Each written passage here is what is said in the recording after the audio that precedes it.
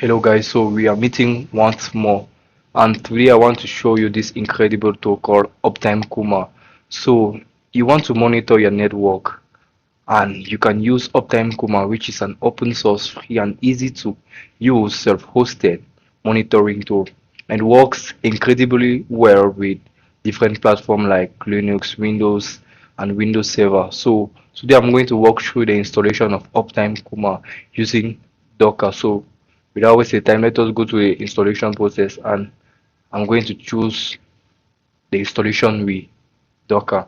So for the requirements, you need to have Docker or Docker Compose already installed within your machine. So what we are going to do is to get Docker and install Docker Compose within our machine. Let me do that. So guys, I've gone along and installed Docker and Docker Compose. So you want to do the same thing from the installation process of Uptime Kuma. So after that, next up, you want to create a Docker Compose.yml file for the installation of Uptime Kuma. So let me go along and create a directory for that file, Uptime Kuma.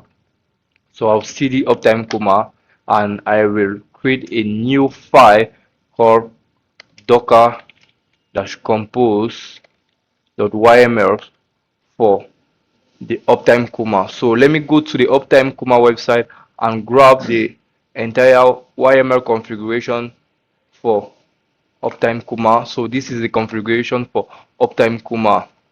So you can modify some couple of parameters like the time zone, the network, but for me I'm going to leave it fine like that. So I want to save and exit. So next up is to run the docker compose.yml file using docker compose. So the command here will be docker dash compose up dash d to detach, and I meet you when the installation process is completed. So guys, I'm done with the installation of Uptime Kuma. So by default it runs on port 3001 for your local host. So this is the interface of Uptime Kuma. What you want to do is to create an account there. So let me create an account with my password.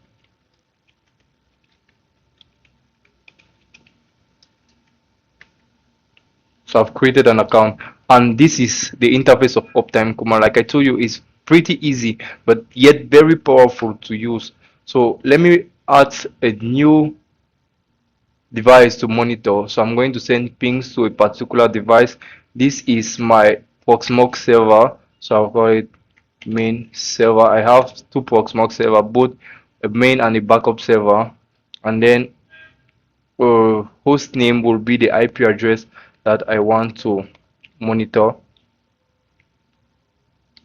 So I save that, and you see that it's sending ping, and it can monitor when the server is up, and if it goes down it's going to signal me whatever. So let me add some order. So I'm going to make Uptime Kuma to monitor itself. So you can choose with on the monitoring type. I can use HTTPS because I am hosting Uptime Kuma on a URL which is a web page. I'm going to monitor it there. So I'll say friendly name will be Uptime Kuma. It's an HTTP, not HTTP, but I can directly grab the IP address here. Let me grab the IP address there.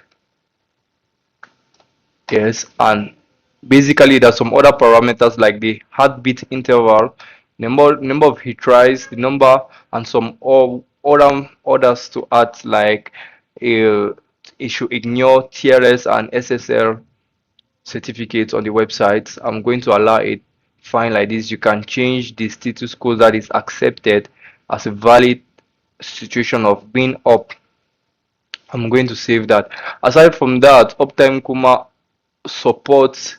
So if I go to settings for Uptime Kuma, it supports API key. You can create API key, and basically you use your Uptime Kuma monitoring on other application.